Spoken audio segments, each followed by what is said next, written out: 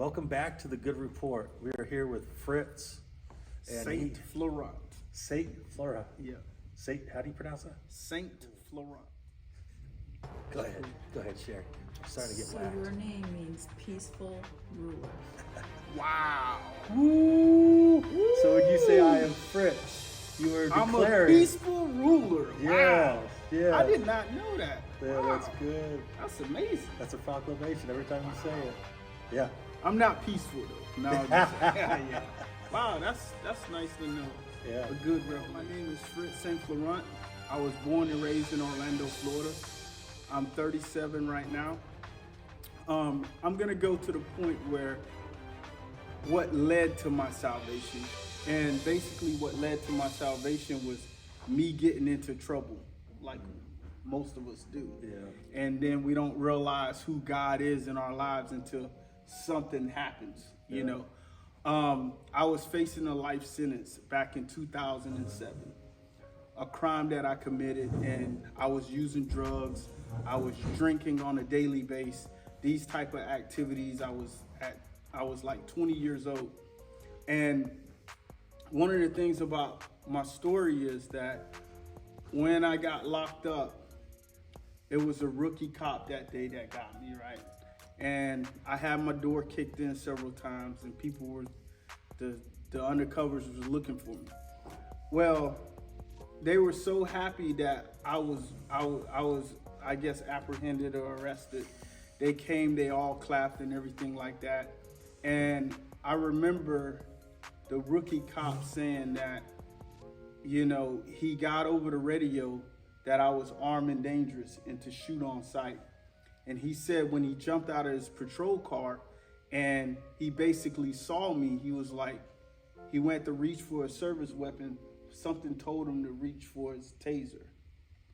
And he tased me. Later on, fast forward, as I was in the county jail and I'm facing time, I get in trouble. So I ended up going to the box, which is a 6x9 cell in the county jail. And I see this little small blue Gideon Bible that was in the corner. And I'm just kind of mad at this point because I'm like, I'm sitting here on these charges. I don't know how long. I don't have a bail. And I'm like, it's my first felony. Why am I facing such a serious charge? Well, a lot of things led up to that. And it was a lot of background noise of it. And when I say background noise, well, when you start causing the state money and cops keep kicking in your door and not catching you, well, you don't make a lot of friends, put it that way, you know. And some people in high places knew other people, and here I am stuck and I'm jammed. So I'm praying and I'm like trying to remember all the times my family drugged me to church and I didn't want to go when I was young.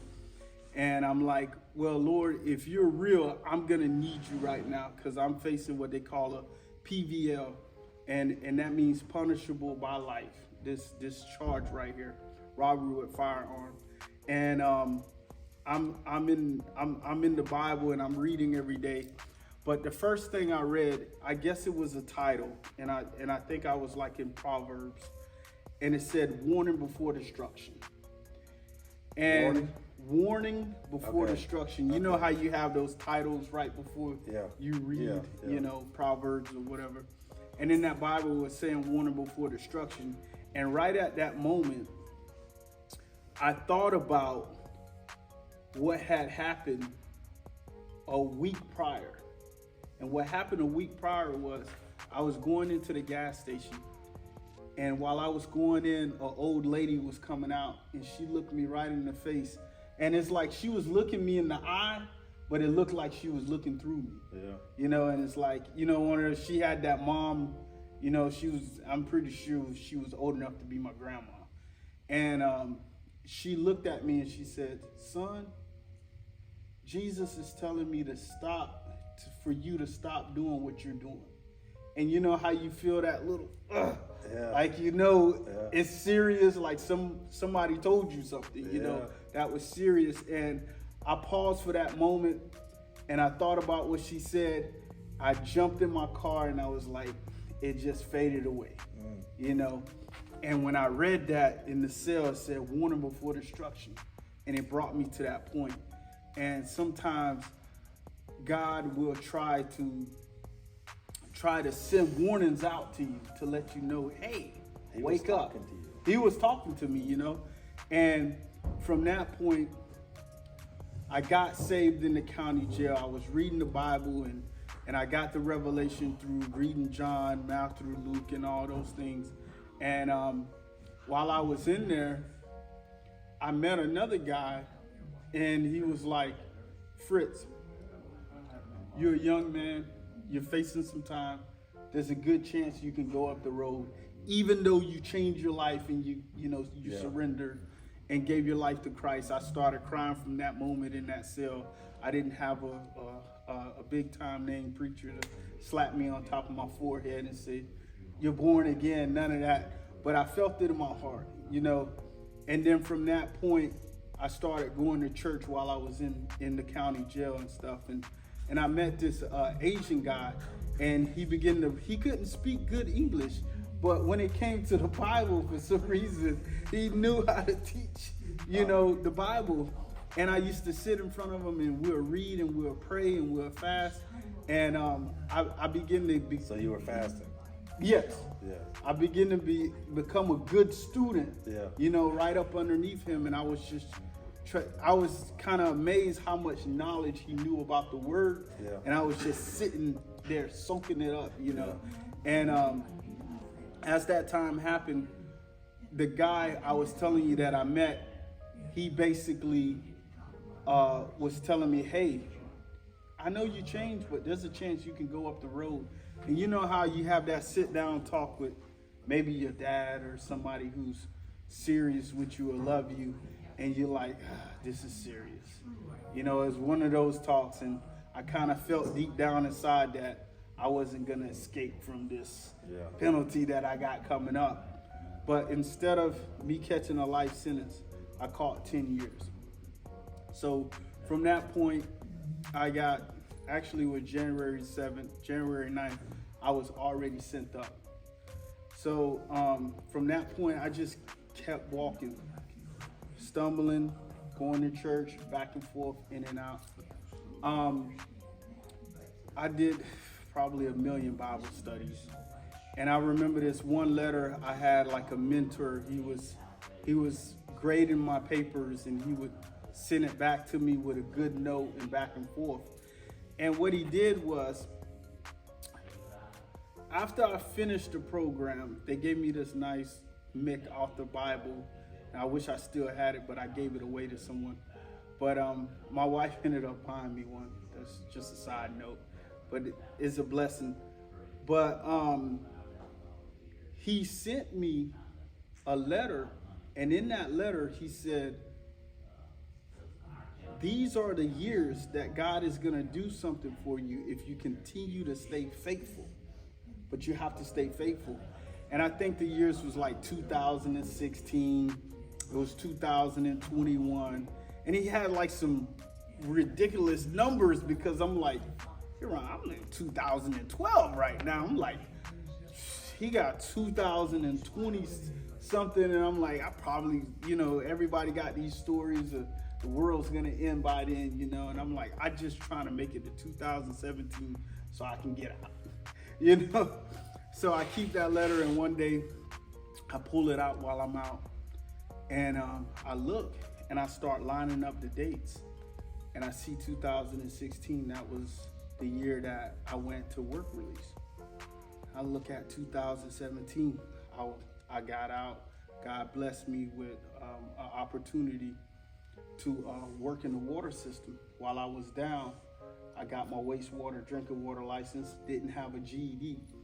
And I remember I was reading the Bible one day, and it was saying, get knowledge, get wisdom, get understanding. And I was like, shoot, I don't even have a GED, you know? And it was like telling me, I'm like, I'm 26 years old, I'm gonna look bad, you know, signing in to go in here, you know, you got your friends on the compound, people watching you every move you make, you know, it's like, oh, Fritz going down to get a GED, you know, he's 26 years old, you know. So I humbled myself, went down there. It was a blessing because I was able to get my high school diploma, and from that point, the teacher really liked me, and he was like, man, I want you to be a tutor. So I was able to help other people get their high school diploma while they was in there. So that's in your last year? No, it wasn't in my last year. This is around 2014. Okay. Yeah, I did from 21 to 31 years. Yeah.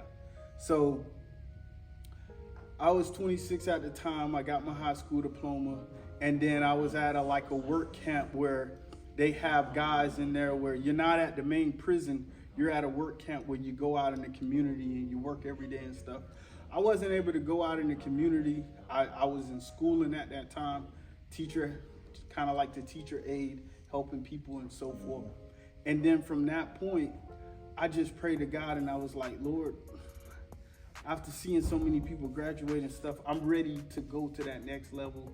And my name was called to be transferred to Marion. I'm right here in Ocala. So I get transferred to Marion, and I go in, and the lady looks at me, the classification lady. They assign you like jobs to do and things like that. And she was like, I see your TABE test. It's pretty high. You just got your high school diploma. I was like, yes, ma'am. She was like, have you ever thought about doing wastewater, drinking water? And I'm like, ma'am, I don't even know what that is. And she was like, what? I think you'll be a good candidate for it. So I get in this, it's like a community college type of thing. And these thick old books, you know, and I'm like, ugh. That's here in Florida. I'm getting, you know, nervous about this already. And I meet a couple guys who were born again Christians, and they was like, hey, you know, we got together, and they were like, I already got my license, you're in here now. And they made sure that, you know, I studied every day, and they drilled me, and I was able to become certified in wastewater, and then turn around and became certified in drinking water. Became a tutor and helped other people get certified. That's awesome. So that was the next, I'm like, man, God has really blessed me. So it came to a point where they needed people to run plants at different prisons, and I was like, I want to be able to have my my license because I was certified, but I didn't have experience at the plant. So I was able to be shipped to a Florida State prison and get the hours that I needed to be licensed. So when I get out, I'll be able to have a career to provide for me and my family. So once I got out in 2017, 3 months after that, I was able to land a job right here in the Villages. So I became a water operator there, and I did 5 years. I just left about 2 weeks ago to take another opportunity, which God has blessed me with. But from that point, 3 months later, then I went to the store because they gave me like $200 to go get boots and things like that. And then I ended up meeting my wife. So I went into the store, you know, on my way out, I seen this beautiful woman, and I'm like, you know that feeling when you see that one, you know, and I just spoke to her, said hello, and I told her she was beautiful, and I walked out. And once I got into my car, I just heard something speak to me and was like, she's the one. So you just met her, and you told her she was beautiful? Yes, that's the first thing I told her. Yeah, face to face. Yep, that's the first words came out of my mouth. It was hello, and you're beautiful. And just she like said, that. She just smiled, and you know. And then I didn't think nothing of it, and I walked out. And then when I got in the car, it was like, you need to go back in there. You know, so I went back in there. My palms are sweating. I'm like, it's been 10 years since I, you know, spoke with a woman trying to get engaged and type of things like that. And, you know, I prayed about it because when I was incarcerated, I wanted to be able to have a wife and have kids and have a family, you know, and be restored back. And, you know, in the Bible it says your latter days will be better than your former days. And he will restore back to you what the locust or the quirker worm has eaten, you know. And I held on to that, you know, and held on to the promises that I've studied the word and hid it in my heart and meditated on those things and memorized. So, and that was an opportunity. So when I spoke to her, God had showed me two things that I had prayed about. I wanted a woman who had never been touched by another man. And second, I didn't want to have to convert her. So, and that's kind of like my thing, because I don't want to try to bring you into the fold and try to do all that. So she was already saved, already rooted right here in this church, cool. you know, since she was young. So that was a blessing. So Yeah. she brought me here, you know, and yeah, so in 2000, the day that I met her, a year after that, I proposed to her. 9 months later, we saved up together and we got married. And then a year later, which was 2020, we got married in 2020, we had our beautiful baby daughter, Veronica. And then 2021, God blessed us to buy a brand new home. 3-bed, 3-bath, almost 1,700 square feet, brand new, you know. And then 2022, now my wife is pregnant with our second baby. So that's just been a blessing. And, you know, it's just been a lot of new opportunities. And a lot of times when I get an opportunity to talk to people who feels like their life is over, or they've been through some things, you have to look at it. I tell them, look at it from a standpoint where we all are going to go through different trials and tribulations. Mine just happened to be a road where I had to do 10 years in prison, but while I was in there, I was fasting, I was praying, I was getting the skills that I needed so I can be able to, for the future, I worked on my credit, I worked on everything that I needed to work on, so once I got out, I can be an asset to the community and not a liability. Did you get to mentor anybody in prison? Yes. Did you get to lead anybody to Christ? Yes. You did? Yes. I actually, you know, That's the greatest thing of all. The funny part about that was, even though I was about 27 to 28 years old, you had guys, when I first came in there, I was 21. I was like the youngest person in the dormitory, where it's like 86, 87 people. Well, after you get about 26, 28, you got 18-year-olds coming in. So you're no longer the young buck moving around. So about 28 years old, you got all these young jitterbugs coming in there and stuff like that, and they're watching me, and they're like, this guy ain't old, but he's doing the right thing, he's reading the word and this and that. And then some guys gravitated to me. Then we started having prayer call every night. So we're starting to pray every night. Then we started doing Bible study in the dormitory. Then it became, then it turned into a Christian dorm, where it was a faith-based, faith and character dorm, you know, and that was just a blessing. And I think that's where God had used me as far as leadership skills, to be able to get some of the knuckleheads, because I wasn't too old and I wasn't too young.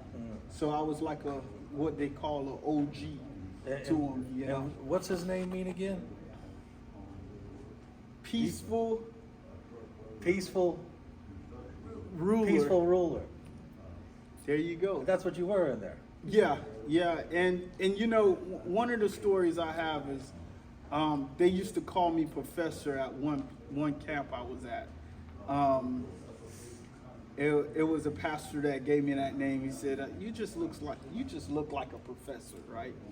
So one day a guy comes in the dormitory and he's like, "You're a professor?" And I'm like, well, that's what they call me, you know. He said, that's my name. And I'm like, oh God, what's wrong now, you know? So he just kept trying to attack me with the Bible and different things. And I'm like, oh my goodness. So, you know, everybody has a different level of walk when they come to Christ and Christianity. Well, there was a couple young guys that looked up to me and knew I was serious about my walk with Christ and so forth. And he wanted to kind of like battle me back and forth.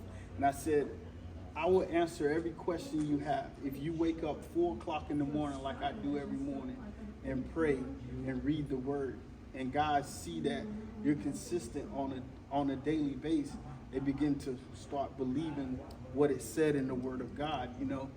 So those guys didn't take into liking to him, and they removed him from the dormitory, you know. And that kind of reminds me of sometimes that Did they remove him peacefully? They didn't remove him. That's why I'm telling you, they were just born. They were babes in Christ. Put it that way, you know.